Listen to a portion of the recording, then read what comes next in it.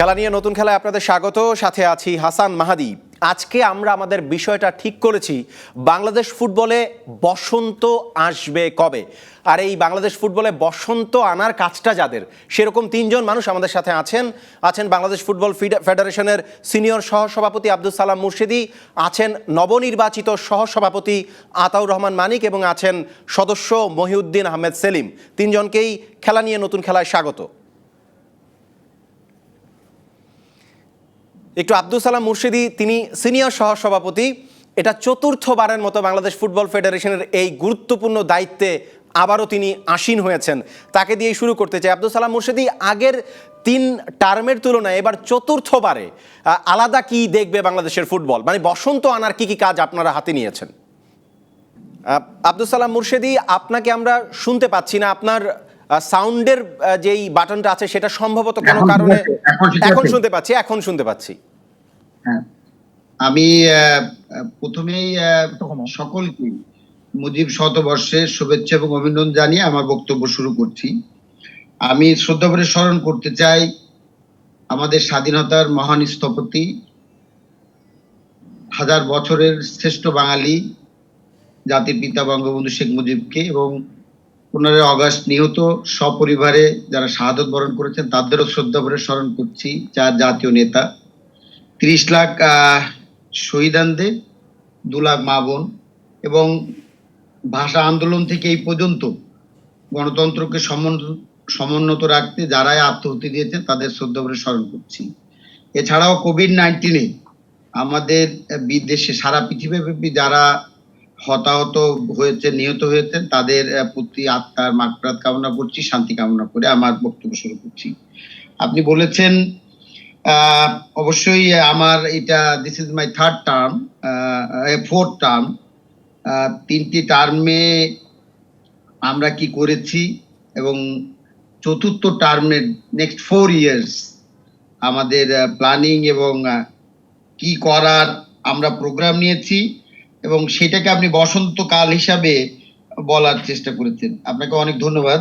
আমি মনে করি যে আমাদের এই 3য় টার্মে পর্যন্ত আমরা যা করেছি তার মধ্যে আমাদের যে কাজগুলো হয়তো বেশি প্রায়োরিটি দেওয়া দরকার ছিল সেইগুলো হয়তো আমরা ওইভাবে দিতে পারিনি, সেইগুলো আমরা সর্বোচ্চ প্রায়োরিটি দেব।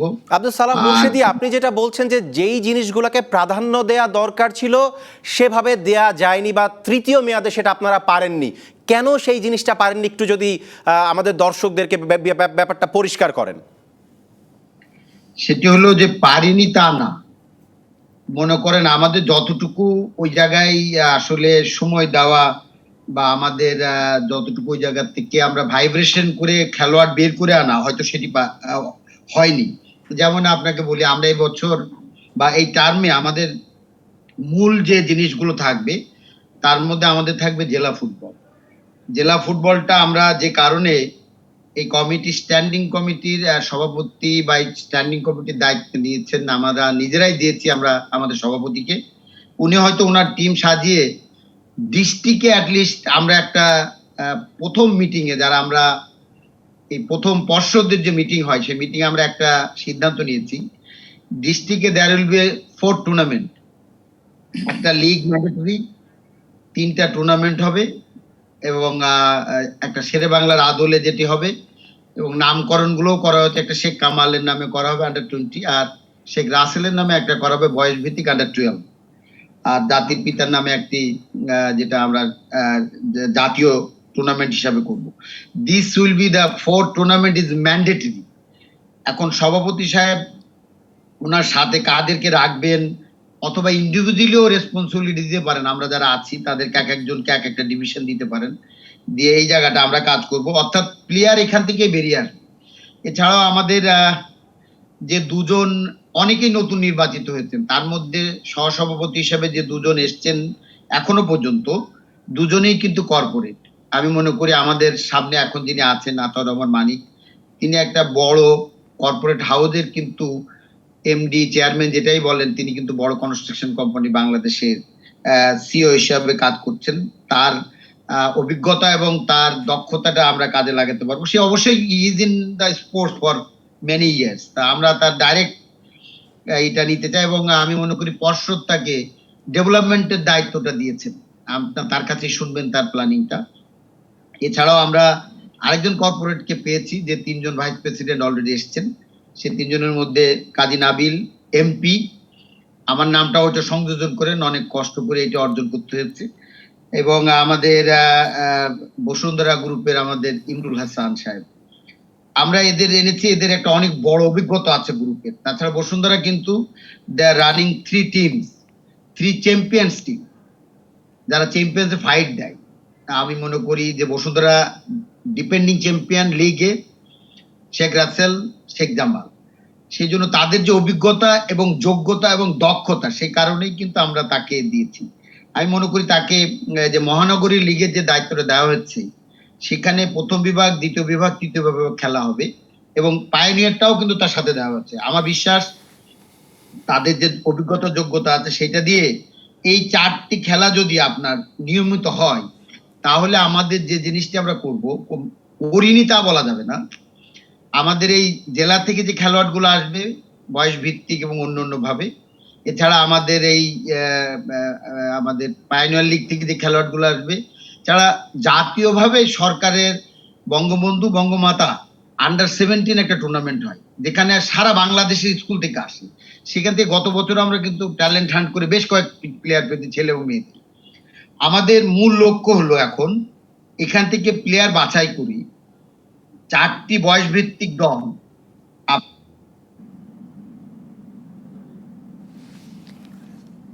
আব্দুল সালাম মুর্শেদীর সাউন্ডে আবারও আমরা একটু সমস্যা দেখতে পাচ্ছি, আপনি যদি একটু ঠিক করে নেন। এই ফাঁকে আমি একটু আতাউর রহমান মানিকের কাছেই ঘুরে আসতে চাই। আতাউর রহমান মানিক প্রথমবারের মতো বাংলাদেশ ফুটবল ফেডারেশনের সহসভাপতি হিসেবে নির্বাচিত হয়েছেন। প্রথমবারই আসলে আপনি নির্বাচনে এসেছিলেন, এবং সেখানে আপনি সত্যিকার অর্থেই সেই নির্বাচনে জিতে একটা নতুন দায়িত্ব আপনাকে দেওয়া হয়েছে। আপনি একটা কনস্ট্রাকশন, বাংলাদেশের অন্যতম বড় কনস্ট্রাকশন কোম্পানির মালিক। আপনাকে সেরকম একটা কনস্ট্রাকশনের কাজই দেওয়া হয়েছে, ফুটবল ডেভেলপমেন্ট বা গেম ডেভেলপমেন্টের কাজটা। সেই ডেভেলপমেন্টে কি কি পরিকল্পনা সাজিয়েছেন? ধন্যবাদ আপনাকে। আমি প্রথমেই বলবো, আমাদের এই মুজিব শতবর্ষের এই আনন্দময় সময়ে আমি আমার জন্য এটা একটা গুরু দায়িত্ব মনে করি, যে আমি নতুন হিসাবে আমাকে অনেক বড় একটা গুরু দায়িত্ব দেওয়া হয়েছে। তো আসলে ফুটবল ডেভেলপমেন্ট কমিটি মানে আমি মনে করি যে ডেভেলপমেন্টের অনেক দায়িত্ব এই কমিটির। তো আমি চেয়ারম্যান হলেও গত এই কমিটি হওয়ার পর থেকে ইতিমধ্যেই আমি বিভিন্ন জাতীয় পর্যায়ে যারা খেলেছেন, ন্যাশনাল টিমে যারা খেলেছেন, অভিজ্ঞ প্লেয়ার, অভিজ্ঞ কোচ, যাদের সাথে আমি দফায় দফায় কিন্তু আলোচনা করছি। আলোচনা করার আমার উদ্দেশ্য, সালাম ভাই যেটা বলতে চাচ্ছিলেন যে আমরা হয়তো গত 3 টার্মে অনেক কিছু করতে পেরেছি, অনেক কিছু হয়তো পারি নাই, তাহলে আমাদেরকে সেই পারি না এর উপর দাঁড়িয়ে সামনের দিকে এগিয়ে যাওয়ার চেষ্টাটা করতে হবে।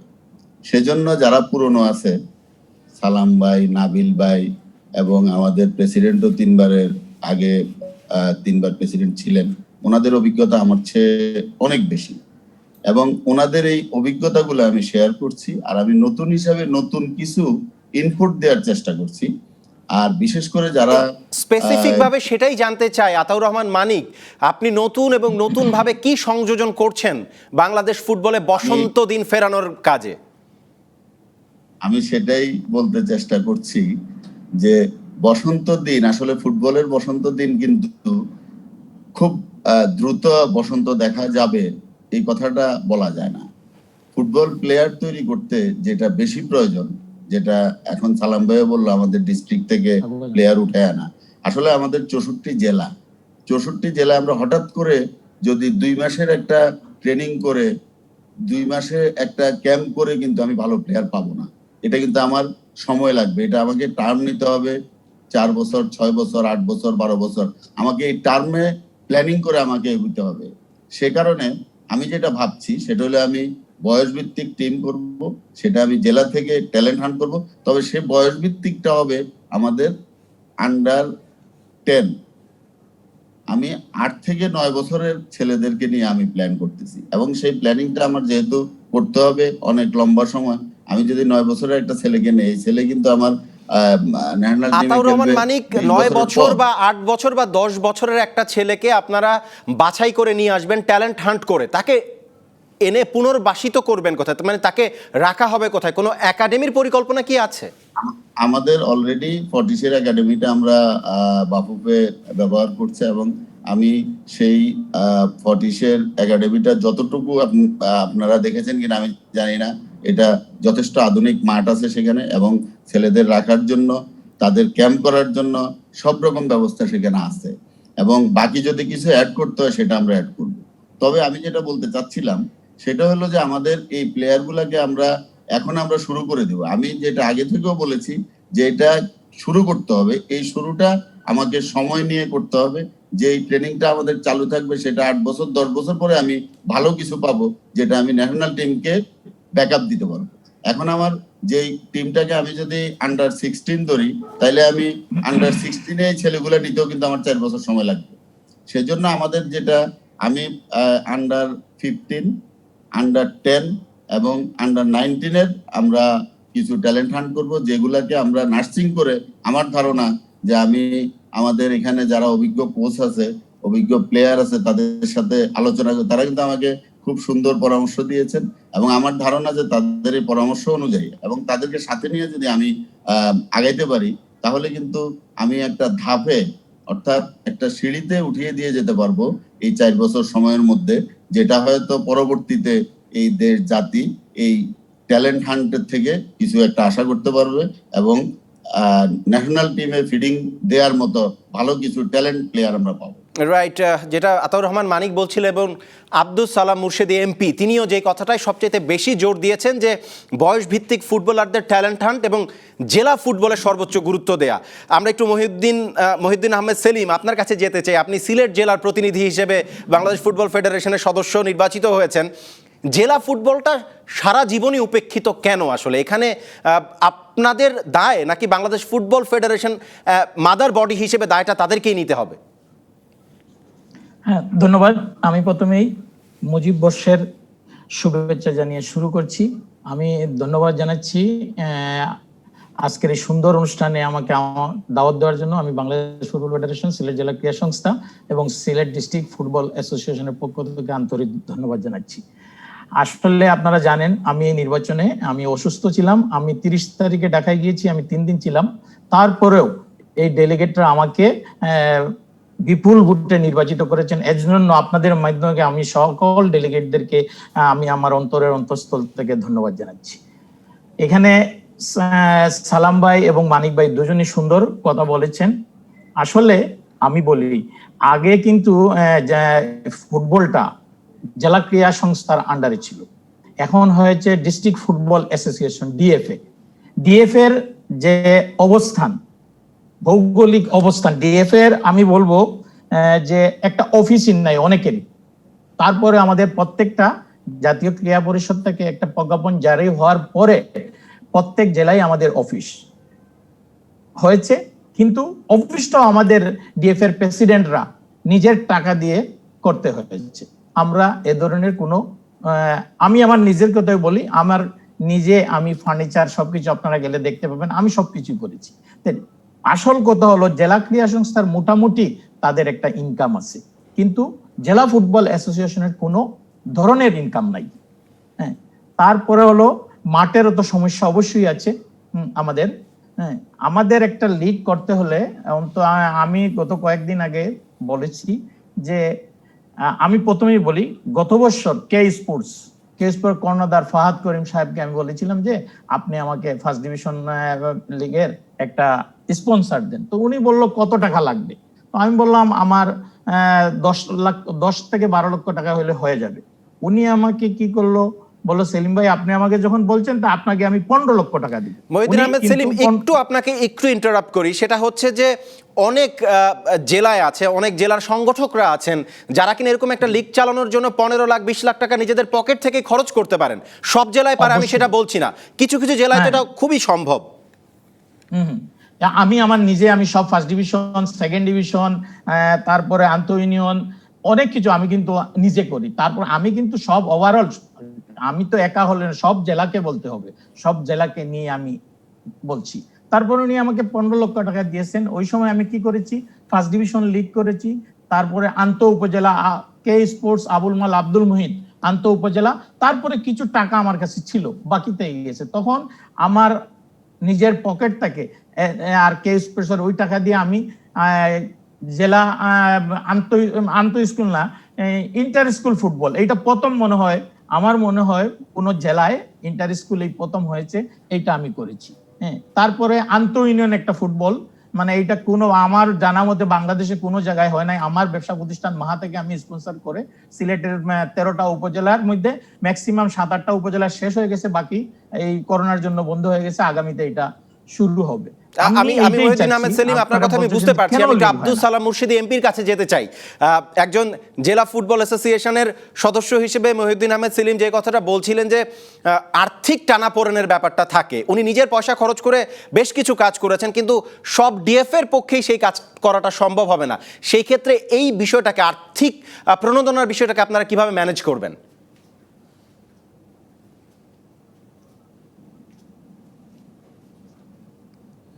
আব্দুল সালাম মুর্শিদি এমপি, আপনাকে আবারও আমরা শুনতে পাচ্ছি না। এখন শোনা যাচ্ছে? এখন শুনতে পাচ্ছি। হ্যাঁ, আমি কিন্তু জেলার প্রোডাক্ট। আমি খুলনা জেলা থেকে খেলে ঢাকায় আন্তঃজেলা খেলতে এসে তারপর আমাকে ক্লাব চুজ করেছে।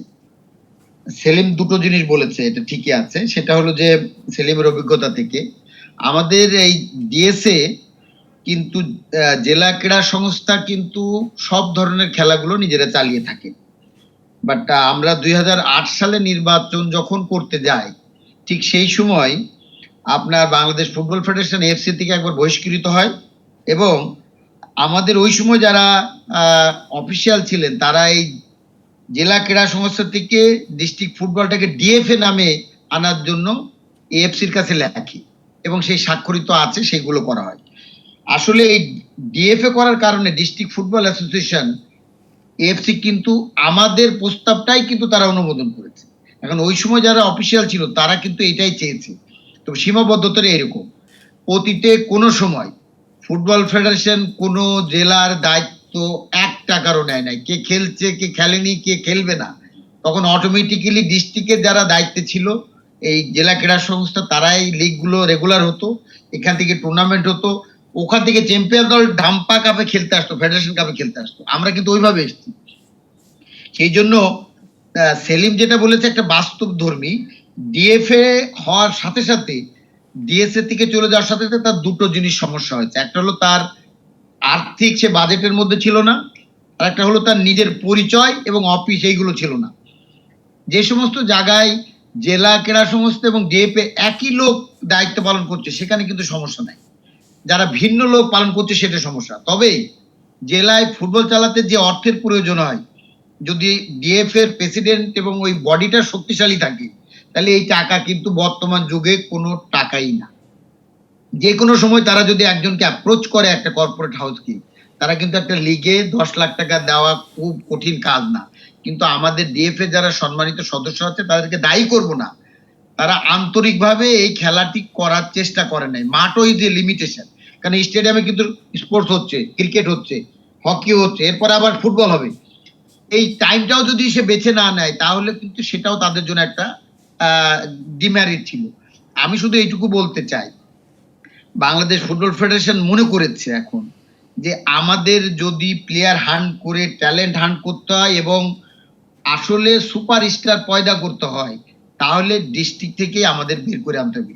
আর ফুটবল খেলা কিন্তু কোনোভাবেই রিচ পিপুলের জন্য না, it is the game of the middle class, lower middle class and poor. যারা গরিবের ছেলে বা যারা মধ্যবিত্ত তারাই কিন্তু ফুটবল খেলে। তাহলে আমাকে ডিস্ট্রিক্টে ছাড়তে আনা ছাড়া এর কোনো করার কোনো সুযোগ নাই। আমরা মনে করি এই মুহূর্তে আমার হাতেও একটা ব্রেক নেওয়া ছাড়া অন্য কোনো উপায় নেই। আমি একটা বিরতি নিয়ে ফিরছি আপনার কাছে। দর্শক, খেলা নিয়ে নতুন খেলার ছোট্ট একটা বিরতি, ফিরছি কিছুক্ষণ পর, আমাদের সাথেই থাকুন। খেলা নিয়ে নতুন খেলায় আবারও স্বাগত। আপনাদের সাথে আছি হাসান মাহাদি। বিরতিতে যাওয়ার আগে আমরা কথা বলছিলাম বাংলাদেশ ফুটবল ফেডারেশনের সিনিয়র সহসভাপতি আব্দুস সালাম মুর্শিদি এমপির সাথে। তিনি বলছিলেন যে জেলা ফুটবল লিগটাকে সুসংগঠিত করা এবং সেই তৃণমূল থেকে যদি তরুণ ফুটবলার তুলে না আনা যায় তাহলে বাংলাদেশ ফুটবলের বসন্ত আসাটা খুবই কঠিন হয়ে যাবে। আব্দুস সালাম মুর্শিদি, আমরা ঠিক যেখানে শেষ করেছিলাম সেই জায়গা থেকে আবার একটু শুনতে চাই। আমি মনে করি যে আমাদের বাংলাদেশ ফুটবল ফেডারেশনের সবচেয়ে বড় দায়িত্ব হবে আমাদের জেলা ফুটবলের যারা দায়িত্বে আছেন ডিএফএ, তাদেরকে সংগঠিত করে তাদের যে চাহিদা সেই চাহিদা অনুযায়ী এবং আমাদের যে চাহিদা সেই চাহিদাটা মিট আপ করার জন্য তাদেরকে সহযোগিতা করা। এবং আপনাদের চাহিদাটা কি? আপনাদের আব্দুস সালাম মুর্শিদি, আপনাদের চাহিদাটা একটু যদি আমরা শুনি। চাহিদাটা হলো এরকম, মনে করেন অনেকেই হয়তো নিজেই চালাতে পারবেন, অনেক ডিএফএ তাদের এরকম রিসোর্স আছে, অনেকেই হয়তো একটু দুর্বল, তাদেরকে হয়তো আমাদের পৃষ্ঠপোষকতা করতে হবে, টেকনিক্যাল সাপোর্ট দিতে হবে, কোচিং স্টাফ দিতে হবে এবং ওই পৃষ্ঠপোষকতা বলতে আপনি যেটা বুঝছেন আমরা আর্থিক সহযোগিতা করি। যেই ডিএফএ গুলোর এখনো আপনারা মনে করছেন যে যেই ডিএফএ গুলো দুর্বল, তাদের নিয়ে কি আপনাদের পেপার ওয়ার্কস হয়েছে যে কোন কোন ডিএফএ গুলোকে আসলে আপনাদের সাহায্য সহযোগিতা দরকার পড়বে? আমাদের একটা লিস্ট আছে কারা কে টুর্নামেন্ট করেছে, জেলার যারা দায়িত্বে ছিলেন। আমরা মনে করেছি এইটি অত্যন্ত গুরুত্বপূর্ণ, যে কারণেই কিন্তু সভাপতিকে আমরা এটা দায়িত্ব দিয়েছি সবাই মিলে বোর্ডের থেকে।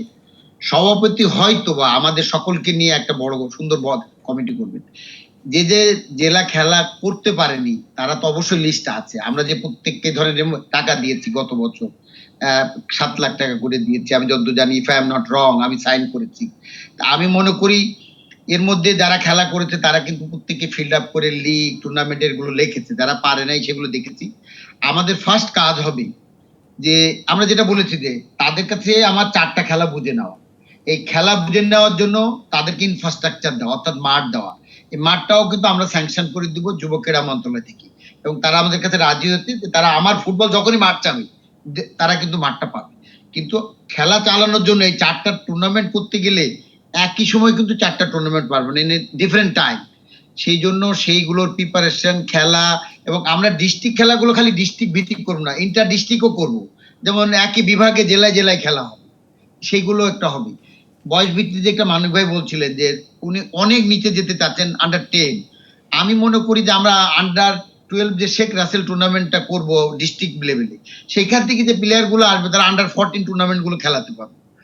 মূল জিনিসটা হচ্ছে মানিক ভাই একটা জিনিস বলেছেন যে 20 বছরে জাতীয় দলে না, আমি কিন্তু 16 বছরে জাতীয় দলে খেলেছি। যাতে আপনি ইয়র টিমে বেকেলভ যেটার ক্যাপ্টেন ছিল, কোচ ছিল 1978-এ, ওই সময় এক ঝাঁক তরুণ প্লেয়ার এসছে, 20টি দেশ অংশগ্রহণ করেছিল। আমার মনে হয় একটি প্লেয়ারের সর্বোচ্চ ফর্ম শুরু হয় কিন্তু 16 বছর থেকে, 20 বছর 22 বছর পর্যন্ত সে কিন্তু ট্রিমেন্ডাস ফর্মে খেলে। তারপর কিন্তু আস্তে আস্তে আস্তে তাকে ধরে রাখতে হয়, যে এই 25-26-এর পরে যে প্রবেশটা আস্তে আস্তে পড়ে যায়। তাই আমি বলবো যে মানিক ভাইয়ের প্রোগ্রাম ঠিক আছে। আমি বিশ্বাস করি যে এই ফুটবলকে আমরা যারা খেলি তারাই শুধু ভালোবাসি না, আপনারা যারা ফুটবল বিট করেন, ফুটবল নিয়ে দেখান, তারা ফুটবলের প্রতি তাদের যে মমতা, আমি বিশ্বাস করি এটিকে কাজে লাগিয়ে আমরা এবার যেভাবেই হোক ডিস্ট্রিক্টটাকে আরো সজাগ রাখবো, তাদেরকে দায়িত্বশীলতার মধ্যে আনবো, তাদের প্রত্যেকে যেন এটা দায়বদ্ধতা থাকে, যেন সে অ্যান্সারেবল হয়। একটা টুর্নামেন্ট যদি কোনোটাই না করতে পারে পরবর্তীতে আর কিন্তু এই থাকবে না, ওই যে মেম্বারশিপ বলেন ডিএফএ যে তার যে সে দায়িত্ব আছে সেই দায়িত্বটা সে কিন্তু পাবে না। যাই হোক, আমাদের ট্রিমেন্ডাস মনিটরিং থাকবে এই কমিটির থেকে, ফুটবল ফেডারেশন থেকে, এবং ট্রিমেন্ডাস সাপোর্টও থাকবে তাদের সাথে। আমার বিশ্বাস অবশ্যই আপনি বসন্তকাল হয়তো খুব বেশি দ্রুত পারবো না, তবে বসন্তকাল 1 বছরে না হলেও আপনি 2 বছরের পরে একটা পরিবর্তন আপনি কিন্তু ফুটবলে দেখবেন।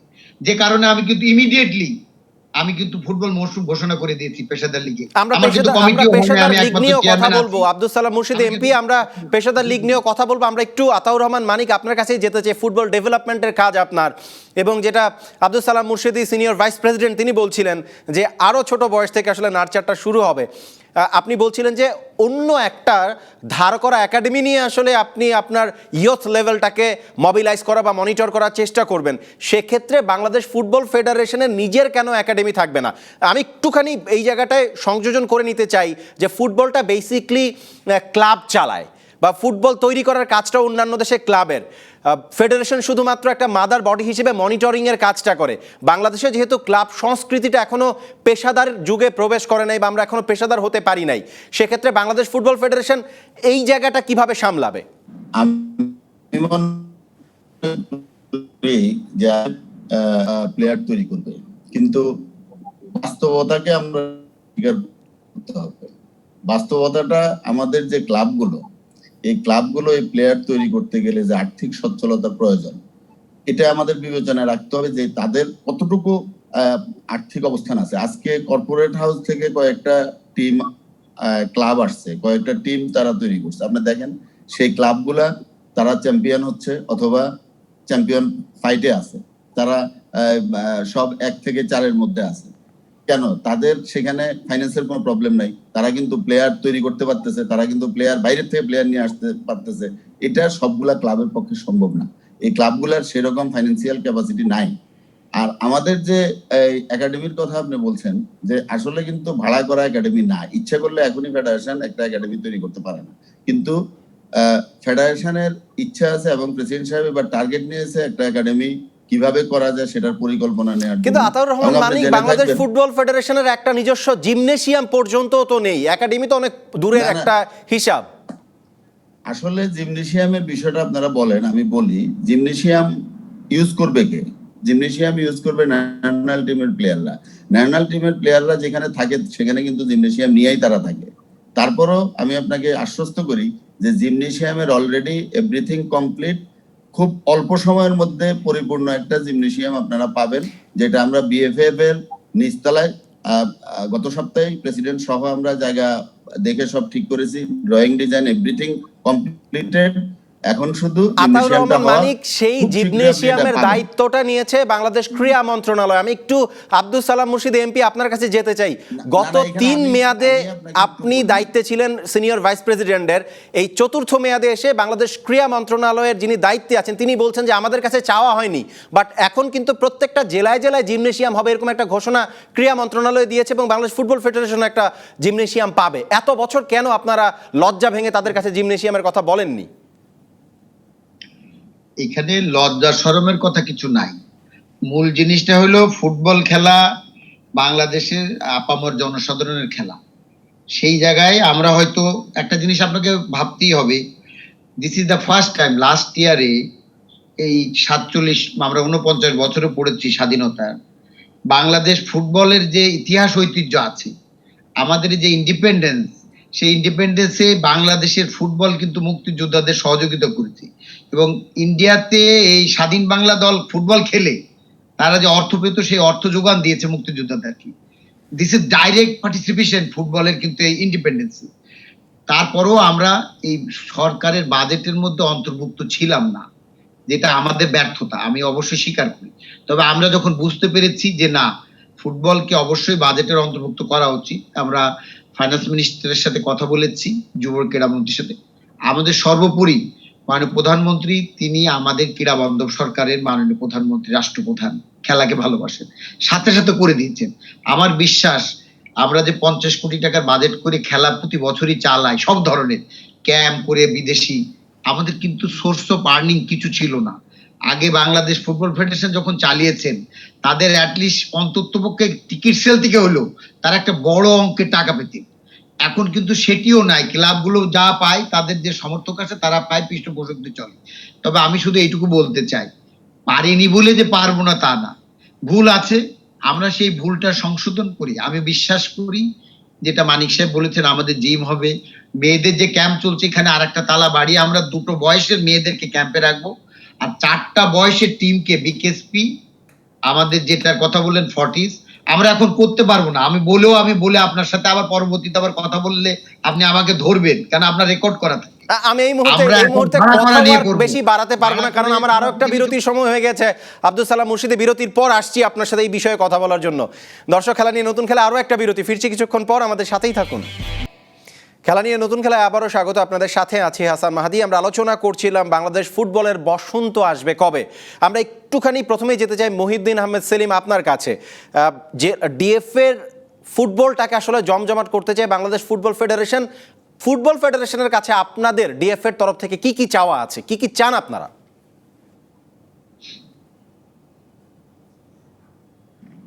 ধন্যবাদ।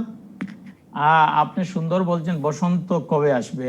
আমার মনে হয় এইবার আমাদের ফুটবল ফেডারেশনের প্রেসিডেন্ট কাজী সালাউদ্দিন উনি নিজে জেলার দায়িত্ব নিয়েছেন। আমার মনে হয় বসন্ত বেশি দূরে না। যদি আমরা 21 জন কাঁধে এমনি একসাথে কাজ করতে পারি, আমার মনে হয় বসন্ত খুব কাছে আছে। আচ্ছা, আমার দাবি হলো, আমি জেলার কথা বলতেছি, যে আমি আগেই তো সবকিছু মানে মোটামুটি আপনাদেরকে একটা ব্রিফ দিচ্ছি। আমাদের জেলার হলো ওই যে লিগ করতে হলে মানে স্পন্সর পাওয়া জেলায় খুবই কঠিন ব্যাপার। এই যদি ফেডারেশন আমাদেরকে টাকা না দেয়, যদি উনারা মনে করেন আমার 3টা লিগ আছে, premier, first division, second division, আমারও তো দায়িত্ব আছে আমার কিছু করার। যেহেতু আমি প্রেসিডেন্ট, আমার জেলা আমাকে দায়িত্ব দিয়েছে, প্রায় আমি 3বার এখন আমি আছি। তা আমিও কিছু যদি সহযোগিতা আমরা যদি ফেডারেশন থেকে পাই, আমি বলেছিলাম যে 10 to 15 লাখ প্রতি বছর যদি আমাদের প্রত্যেকটা জেলাকে দেওয়া হয়, বাদ বাকি জেলার প্রেসিডেন্ট, ওদের কমিটি আছে, ওনারা যেগুলা লাগবে ওরা করবে। কিন্তু টাকা ছাড়া এখন ফুটবল করা খুবই কঠিন ব্যাপার। আমাদের এখন আমি দেখতেছি এইবার আমরা 2জন কর্পোরেট নতুন আসছেন এখানে। মানিক ভাই কনস্ট্রাকশন কোম্পানির মানে রাজা, উনি বাংলাদেশের, তো উনার কোম্পানির নাম সবাই এক ভাইকে চিনে। তারপরে আমাদের কাজী নাবিল ভাই আছেন, আর আরেকজন বসুন্ধরা গ্রুপের ইমরুল কায়েস। তারপরে আমাদের ব্যাংক সালাম মুর্শিদি ভাই, বুঝছেন। আমি বলবো উনি তো অনেক ব্যাংকের ডাইরেক্টর প্লাস ব্যাংক। আমার মনে হয় সমস্যা হবে না। প্রেসিডেন্ট যদি সবাইকে নিয়ে প্রত্যেক ডিভিশনের, যে ওই ডিভিশন সালাম ভাইরে খুলনা ডিভিশন, মানিক ভাইরে এক ডিভিশন, এইভাবে দে, আমাদের ছোটখাটো কিছু যদি জেলা দেয়, আমরাও চেষ্টা করব আমাদের পক্ষ থেকে যতটুকু পারি। উনাদের মতো তো আমরা এত বড় ব্যবসায়ী না, তারপরে ইনশাল্লাহ যতটুকু সহযোগিতা করার আমরা করব। আশা করি, আমার মনে হয় এইবার যেভাবে আমরা মানে কাজ আমরা মহিউদ্দিন আহমেদ সেলিম আমরা বুঝতে পেরেছি। আমরা একটু আতাউর রহমান মানিকের কাছে যেতে চাই।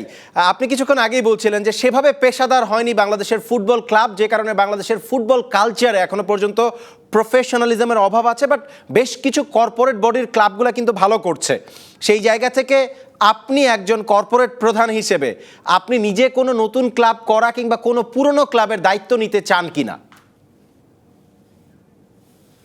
আসলে আমি একটা ক্লাবের সাথে এখন আছি, তবে আমি নতুন করে কোনো ক্লাব করার চিন্তা এখনো করি নাই। আমি মনে করি যে দায়িত্বে আমি নতুন ভাবে এসেছি, এখানে যদি আমি ভালো কিছু করতে পারি তাহলে জাতির জন্য কিছু করা যাবে, এই দেশের জন্য কিছু করা যাবে। এই ফুটবল আমাদের এমন একটা খেলা যেটা প্রত্যন্ত গ্রাম অঞ্চলে, আপনারা গ্রামে যারা যান, গ্রামের মানুষ যারা, তারা দেখে থাকবেন যে এই করোনার মধ্যেও গ্রামে কোনো ফুটবল খেলা যদি গ্রামে গ্রামেও খেলা হয়, সেখানেও দেখা যায় শত শত হাজার হাজার দর্শকের সমাগম। আমার যেটা ইচ্ছা, আমি যেটা মনে করি, এই ফুটবলটাকে আমরা আবার এমন ভাবে চাঙ্গা করতে হবে যে গ্রাম শহর সকল জায়গাতে যেন এই ফুটবলটা মানুষের মনের ভিতরে সেই আগের ফুটবল, অর্থাৎ ফুটবল খেলার কথা শুনলে মানুষ যেন আসে। দর্শক সমাগম কিভাবে বাড়ানো যায় সেগুলো আমাদের চেষ্টা করতে হবে। আর আমাদের যেটা একটা সৌভাগ্য আমি মনে করি, সেটা আমাদের মাননীয় প্রধানমন্ত্রী জননেত্রী শেখ হাসিনা, উনি নিজে একটা ক্রীড়া পরিবারের লোক, উনি নিজে ক্রীড়ামোদী, ফুটবলকে উনি অত্যন্ত পছন্দ করেন। আমাদের এখন যে কিছু সমস্যা আছে, যেটা সালাম ভাই বলেন নাই, আমি একটু পয়েন্ট আউট করি। আমাদের বাংলাদেশে কিন্তু কোনো কমপ্লায়েন্স স্টেডিয়াম নাই।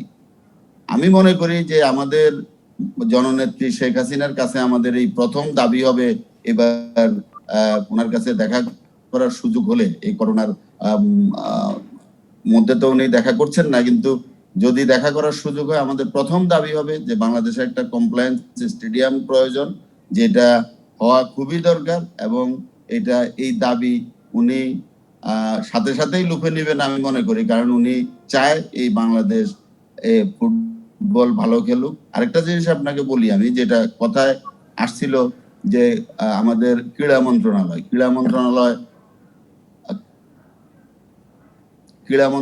আমাদের সারা বাংলাদেশে জিমনেশিয়াম করে দিচ্ছে। ক্রীড়া মন্ত্রণালয় কিন্তু জিমনেশিয়াম, স্টেডিয়াম এটা করা মন্ত্রণালয়ের দায়িত্ব, সেটা কিন্তু শুধু ফুটবলের জন্য নয়। ক্রীড়া মন্ত্রণালয় মানে ক্রীড়া মন্ত্রণালয়, তারা hockey, cricket, basketball, tennis everything ওই মন্ত্রণালয়ের দায়িত্বে। বাফুফের দায়িত্বে কিন্তু সব ক্রীড়া না, বাফুফের দায়িত্বে শুধু ফুটবল। তাইলে যে স্টেডিয়াম গুলো সারা বাংলাদেশে, ইভেন অনেক উপজেলা লেভেলে কিন্তু স্টেডিয়াম আছে, এখন সেই স্টেডিয়াম গুলা মেইনটেনেন্সের দায়িত্ব কিন্তু বাফুফের না। তার মানে বাংলাদেশ ফুটবল ফেডারেশন, আপনি যেটা বলছেন যে আসলে বাংলাদেশ ফুটবল ফেডারেশনের ডেডিকেটেড কিছু স্টেডিয়াম দরকার। আমরা একটু আব্দুল সালাম মুর্শিদির কাছেই যাব, সবশেষ তিনি আমাদের সাথে কথা বলবেন। আব্দুল সালাম মুর্শিদি, লিগের ব্যাপারে এইবার দেখতে পাচ্ছি আপনারা ভীষণ রকমের সিরিয়াস, এবং বাংলাদেশ ফুটবলে বারে বারেই বলা হয় যে এতবার আগের মেয়াদগুলোতে এতবার লিগের সময় এবং তারিখ বদলেছে যে একটা সময় আমরা ক্রীড়া সাংবাদিকরাও ভুলে গেছিলাম যে কবে হবে, কবে হচ্ছে, আজকে হবে, কালকে হবে, ফিক্সচার নিয়ে গন্ডগোল। কিন্তু এবার আপনারা খুব সিরিয়াস, আগে কেন পারেন না, এবার কেন পারবেন, এই বিষয়টা যদি একটু বলেন। আমি তো বলেছি আমাদের সীমাবদ্ধতার মধ্যেই আমরা 3টি টার্ম চালিয়েছি, এর মধ্যে অনেকগুলো হয়তো পেরেছি, অনেকগুলো পারিনি। তবে আপনার 3-4টা প্রশ্ন এর মধ্যে রয়েছে। আমরা অবশ্যই মানিক ভাই যেটা বলেছেন অত্যন্ত গুরুত্বপূর্ণ। আমরা 8টি বিভাগে কমপ্লায়েন্স, 8টা স্টেডিয়াম আমাদের দরকার। কমপ্লায়েন্স বলতে ওই আপনার ফ্লাড লাইট এন্ড আদার্স যে ফ্যাসিলিটি, সেটি কিন্তু আমাদেরকে সরকার অলরেডি দিতে চেয়েছেন। আমাদের মাননীয় প্রধানমন্ত্রী শুধু যে খেলা ভালোবাসেন তা না, উনি আমাদের ক্রীড়া বান্ধব সরকারের মাননীয় প্রধানমন্ত্রী।